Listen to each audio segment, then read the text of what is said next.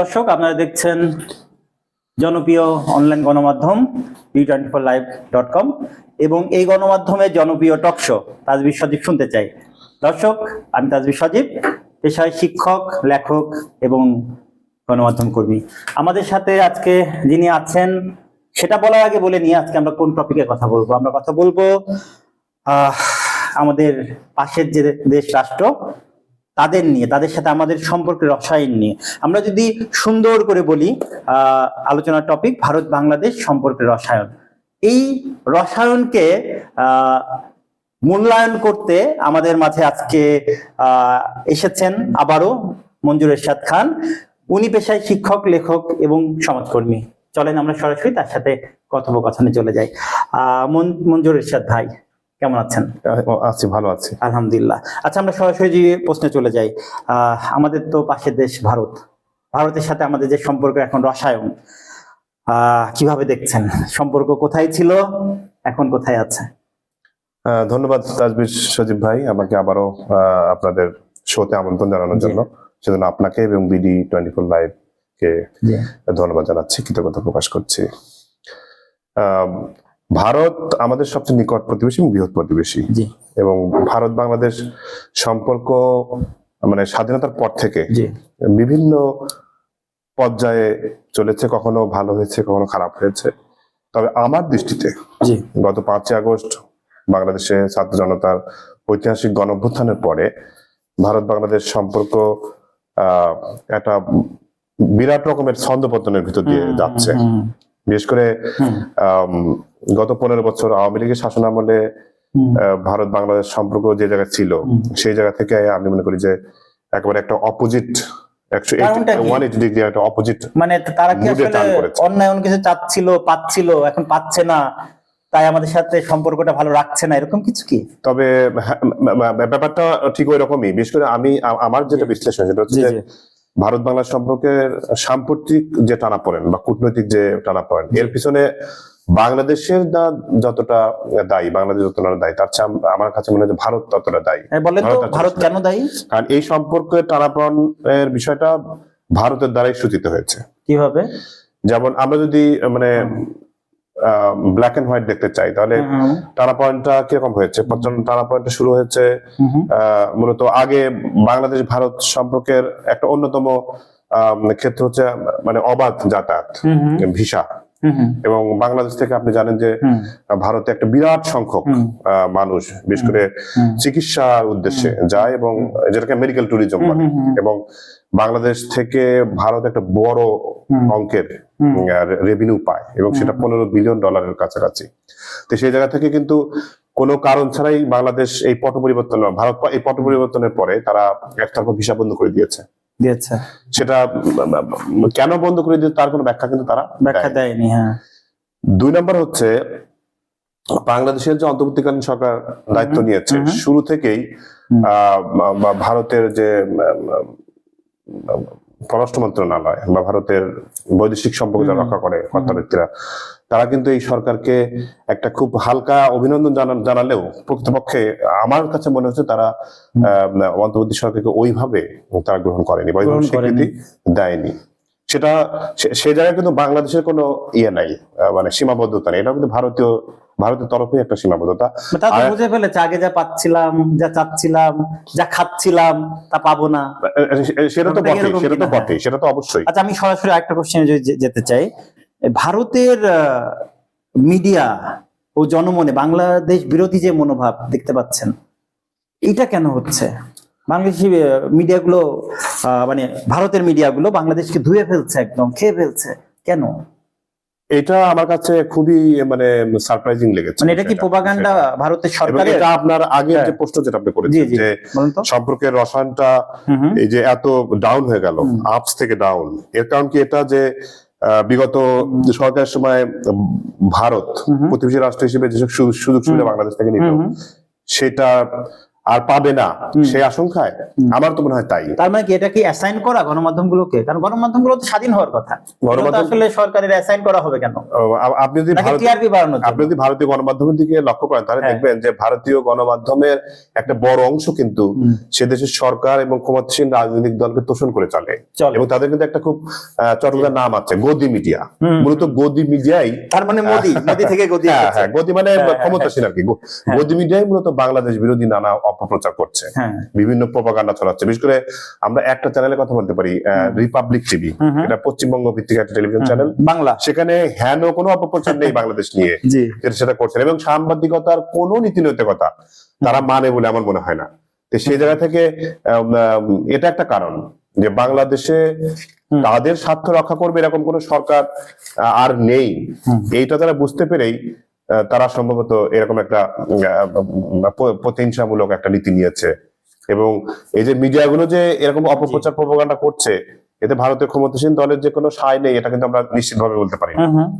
সুতরাং এটাকে আমরা ওইভাবে দেখতে পারি যে তাদের স্বার্থ সিদ্ধির জায়গা, তা অনিশ্চয়তা তৈরি হয়েছে বলেই তারা এরকম হার্শলি রিঅ্যাক্ট করছে বা ক্ষুব্ধ প্রতিক্রিয়া ব্যক্ত করছে। এখন আসলে সমাধান কি? মানে এভাবেই চলবে? কারণ আমরা যদি চিন্তা করি ভৌগোলিক ভাবে আমাদের প্রায় চারিপাশেই ভারত, তাদেরকে বাদ রেখে আমরা চলতে পারছি না। আর আমাদেরকে বাদ রেখে কি তারা খুব স্বয়ংসম্পূর্ণ, যদি আমরা ছোট দেশ না? এটা আসলে যদি আমরা যদি পররাষ্ট্রনীতির একেবারে ব্যাকরণ মেনে চলি, তাহলে কিন্তু বাংলাদেশ এবং ভারত খুবই ঘনিষ্ঠ প্রতিবেশী, এবং ভৌগোলিক ভাবে আমরা একে অপরের সাথে এত অঙ্গাঙ্গি ভাবে জড়িত।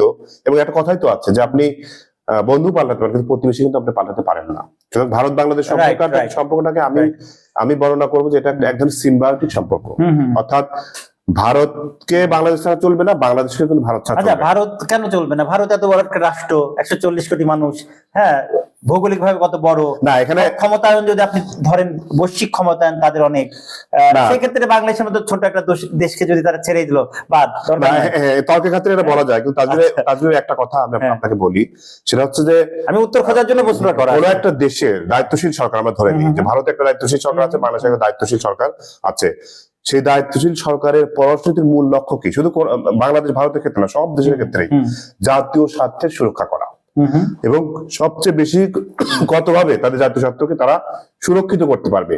তো সেই জায়গা থেকে হ্যাঁ অবশ্যই বাংলাদেশ বৈরী রাষ্ট্র হলেই যে দুই রাষ্ট্রের স্বাভাবিক কার্যক্রম চলে না এমন তো না।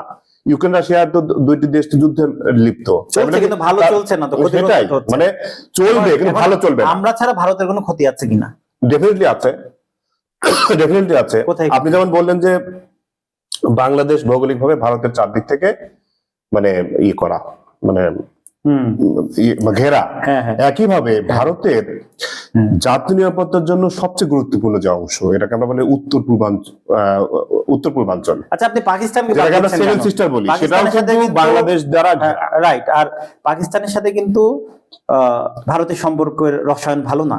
একই সাথে যদি বাংলাদেশের সাথেও সম্পর্ক রসায়ন ভালো না হয়, তাহলে কি রাজনৈতিক ভাবে তারা মানে আন্তর্জাতিক ভাবে তারা কি একটু বেকায়দায় পড়ে? তাজবে এটা কিন্তু আমার কাছে বিস্ময়কর লাগে, সেটা হচ্ছে যে সাউথ ব্লক ভারতের পররাষ্ট্রনীতির নীতি নির্ধারণ করে, দিল্লিতে অবস্থিত, মানে তাদের যে কর্তা ব্যক্তি তারা কিভাবে পররাষ্ট্রনীতি নির্ধারণ করে। আপনি যদি একটা জিনিস লক্ষ্য করেন, পাকিস্তান এবং ভারত তো বরাবরই চিরবৈরী দেশ, কিন্তু ভারতের আশেপাশে কোনো দেশের সাথে কিন্তু সেই অর্থে খুব সৌহার্দ্যপূর্ণ সম্পর্ক নেই। বাংলাদেশের সাথেই সৌহার্দ্যপূর্ণ সম্পর্ক ছিল, জনগণের সাথে না, বাংলাদেশের সরকারের সাথে, সেটাও কিন্তু এখন নাই। তাহলে এইরকম তার প্রতিবেশীর চারদিক বৈরী প্রতিবেশী রেখে একটা দেশ যত বড়ই হোক, সে যখন তার লক্ষ্য যখন আঞ্চলিক শক্তি, বিশ্ব শক্তি হয়ে ওঠা, তখন তার জন্য কিন্তু একটা ম্যাটার করে। আচ্ছা, প্রাসঙ্গিক একটা প্রশ্ন করে এই এপিসোডটা আমরা শেষ করে দিই। সেটা হচ্ছে ট্রাম্প পৃথিবীর বড় যেই আন্তর্জাতিক শক্তিগুলো আছে তার মধ্যে আমেরিকা একটা। ট্রাম্প আসার পরে হ্যাঁ নিশ্চিতভাবে তো মোদির সাথে একটা বৈঠক হলো, সেখানে কোনো না কোনো ভাবে গণমাধ্যম প্রশ্ন করলো, এবং ব্যাপারটা যাই ঘটুক না কেন এভাবে ছড়ালো যে ট্রাম্প মোদির কাছে বাংলাদেশকে ছেড়ে দিয়েছে, যে বাংলাদেশের বিষয়ে মোদি সিদ্ধান্ত নেবে। তার মানে কি আন্তর্জাতিক ভাবে মোদি একটা ভালো সক্ষমতা জায়গা পেয়ে গেল না বাংলাদেশ নিয়ে ডিসিশন নেওয়ার? এইটা ক্ষমতা দিয়ে দিল ভারতকে, এটা নিয়ে কিন্তু অনেক চর্চা হয়েছে, রাইট? সেই জায়গাটা ট্রাম্পের ওই ইংলিশ প্রতিশব্দ live for the prime minister, ঠিক আছে, এইটা নানান ভাবে ব্যাখ্যা করেছে। কিন্তু আমরা যদি পরবর্তীকালের ভারত এবং যুক্তরাষ্ট্রের সম্পর্কের গতি প্রকৃতি যদি আমরা লক্ষ্য করি, মানে ট্রাম্প কি তাহলে- বাংলাদেশকে দিয়ে দিতে পারে? না, আমারটা মোদির মনে- কাছে? আমারটা মানে মনে দেওয়ার হয় না, ক্ষমতা আছে আমারটা কিনা? মনে হয় না, এবং এটা কখনো হয়ও না। ঠিক আছে, হ্যাঁ। এরকম একটা স্বাধীন সার্বভৌম দেশ আর একটা স্বাধীন সার্বভৌম আমরা তো দেশের কারো ইজারা কেনা না, কাউকে বেচেও দেয়নি। দিয়ে দিতে পারে না। নাকি এবং হাসিনা আপনি- সরকার বেঁচে দিয়ে গেছে গোপনে এবং আপনি- আমেরিকার কাছে, এরকম কিছু আছে? রাজীব, আপনি একটা জিনিস লক্ষ্য হ্যাঁ। করবেন, মানে দ্বিপাক্ষিক সম্পর্কগুলো কিন্তু এখন সরলরৈখিক ভাবে চলে না। না। আমরা কি জানি যে মোদি এবং ট্রাম্পের সম্পর্ক খুব ভালো, কিন্তু মোদি ওয়াশিংটন থেকে ভারতে আসার পর পর ভারত এবং যুক্তরাষ্ট্রের সম্পর্কের যে গতিবিধি আমরা দেখবো যে ওদের অবৈধ অভিবাসীকে মানে হাতে ভারত বিপদে আছে। পরে সিকিউরিটি ফেরত পাঠিয়েছে, হ্যাঁ, হ্যাঁ। তারপরে ইন্ডিয়ান পণ্যের উপরে হাই ট্যাক্স আরোপ করেছে, মানে আমেরিকা কাউকে ছেড়ে কথা এবং বলে না। 8টি ভারতীয় কোম্পানির উপর কিন্তু নিষেধাজ্ঞা দিয়েছে। তাহলে কিন্তু এটা কিন্তু প্রমাণ করে না যে মানে এখানে যারা ক্ষমতাচ্যুত পক্ষ, আওয়ামী লীগ যেভাবে প্রচার করছে যে মোদির মাধ্যমে নাকি সরি ট্রাম্পের মাধ্যমে মোদির দুতিয়ালিতে আবার এখানে আওয়ামী লীগের রাজনীতি ফেরার একটা সম্ভাবনা তৈরি আপনি হবে, সম্ভাবনা বা দেখেন কিনা? দেখেন কিনা? ক্ষমতায় চলে আসবে, আপনি দেখেন এটা কিনা যদি যে- আমি সরলীকরণ না, করা আপনি যায় একটু কল্পনা করেন তো যে মোদি হাতে করে এসে, ঠিক আছে, শেখ হাসিনাকে বাংলাদেশের মসনদে আবার বসাচ্ছে, এটা আপনি দেখতে পান কিনা? না, এটা দুঃস্বপ্ন দেখতে পান না, কিনা এটা? এটা বাস্তবসম্মত না। এই কারণে যদি ভারত বা মোদি হ্যাঁ। যদি সেই ক্ষমতায় থাকতো তাহলে কিন্তু 5ই আগস্টেই তারা কিন্তু রক্ষা করতে পারত। আচ্ছা, সুন্দর শিরোনাম দেওয়া যেত কিন্তু আমাদের, হ্যাঁ, যে হচ্ছে শেখ হাসিনার গদি ফেরাতে পারবেন কি মোদি? এটা করা যায় কিনা? না, সেরকম তো চটকদার শিরোনাম তো আপনারা দিয়ে থাকেন। হ্যাঁ, হ্যাঁ। এটাকে বলে ক্লিক বেইট, রাইট রাইট। সেটাতে আপনারা দিতেই পারেন। সুন্দর, কিন্তু শেখ হাসিনার গদি ফেরাতে পারবেন কি মোদি? কিন্তু আমার মনে হয় আপনি যে- বলছেন পারবেন না। আমার মনে হয় যে এই যে একটা যে ডাইনামিক্স এখানে আছে, যে বাইরের দেশগুলো এখানে কাউকে ক্ষমতায় বসায় নামায়, এটা সর্বাংশকরণে সত্য না। তাদের হয়তো প্রভাব থাকতে পারে, কিন্তু আমার মনে হয় শেষ কথা সত্য জনগণই হলেও বলে। এখন এটা বোধহয় সম্ভব না না। যে শেখ হাসিনাকে হাতে করে এবং আমার তো মনে হয় যে 5ই আগস্টের গণঅভ্যুত্থানের মধ্যে এটা জি। প্রমাণিত হচ্ছে যে শেষ কথা সেই দেশে জনগণ বলবে। রাইট। এবং আমি তো মনে করি আমাদের আওয়ামী লীগ সহ সকল রাজনৈতিক দলের প্রতি আমার এই আহ্বান থাকবে যে আপনারা জনগণের উপর আস্থা রাখেন। রাইট, মানে শেষ কথা যে কোথায় শেষ সেটা বলা যায় না সহজে। বলা যায় না। আচ্ছা, এই কথার সাথে সাথে আমাদের এই এপিসোডটা শেষ করতে হবে। অনেক ধন্যবাদ। জি, আপনাকেও ধন্যবাদ। আমরা কথা বলছিলাম সজীব ভাইয়ের সাথে। আমরা আজকে শোটা শেষ করছি। শেষ বলে আসলে কিছু নেই, রাজনীতিতে শেষ বলে কিছু নেই, পৃথিবীতে শেষ বলে কিছু নেই। আমরা হয়তো একদিন শেষ হয়ে যাব, কিন্তু শেষ যে কোথায় উপরতলা জানেন। আসুন আজকের এপিসোডটা এই কথা বলেই শেষ করি। ধন্যবাদ সকলকে।